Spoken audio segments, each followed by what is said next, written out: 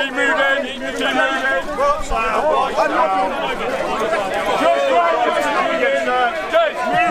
Move back. Move back. Keep moving back. Move back, please. Watch the vehicle. Watch the vehicle. Your karma's coming for you. Keep retreating. Keep retreating. Keep retreating. Your karma's coming for you. Yeah, you're committing treason. You're committing treason. This is James Delingpole reporting for Breitbart News from Hyde Park in London. I've just been to the rally against the lockdown, and the police presence here has been extraordinarily heavy. I mean, I'm having to move away because I've been threatened with arrest for doing my job as a journalist. These are ordinary people who are just protesting for their right for freedom of speech, freedom of movement, and what has happened to my country? It's crazy. Martina and Andrew, and Martina has been here before. She grew up under communism in Prague.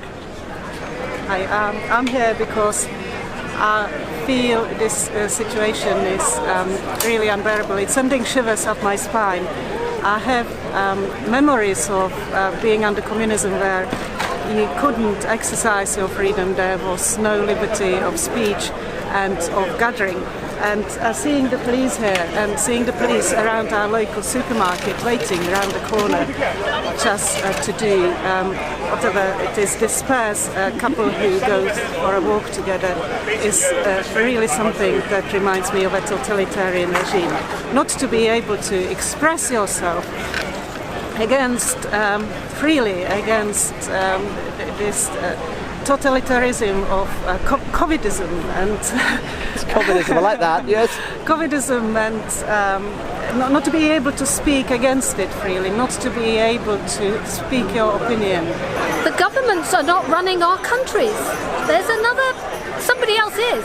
Because you don't get governments, countries across the world all shutting down and implementing the same kind of lockdown across and shutting down their economies. So everyone's done this in unison. So what I want to know is, who are these people that have got a gun at every government's head? Who the hell are these people? And why have we been asleep for so long, myself included, and not seen what is happening? This is a coup. The world doesn't need a one single world government. What we need is our freedom, our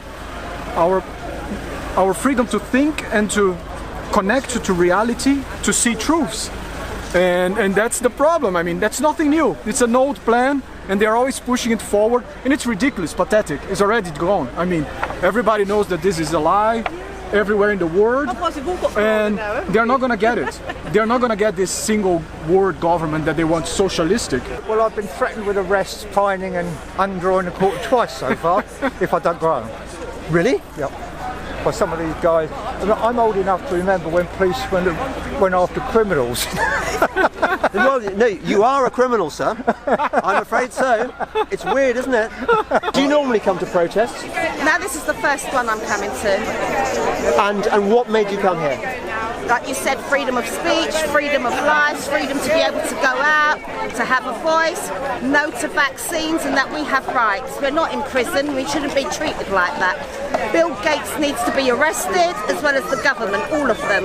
What they're doing is inhumane, and it shouldn't be allowed. And I'm really glad to see people out here, but I was expecting to see a lot more. And I have to say, well done to everyone here today, because more British people need to speak up. I lost my father, who died in Prague at the beginning of the lockdown, the same day as the country shut their borders, and I wasn't able to go even to his funeral. Where is our humanity on this? We are losing our humanity, we are losing things that are much more important than death.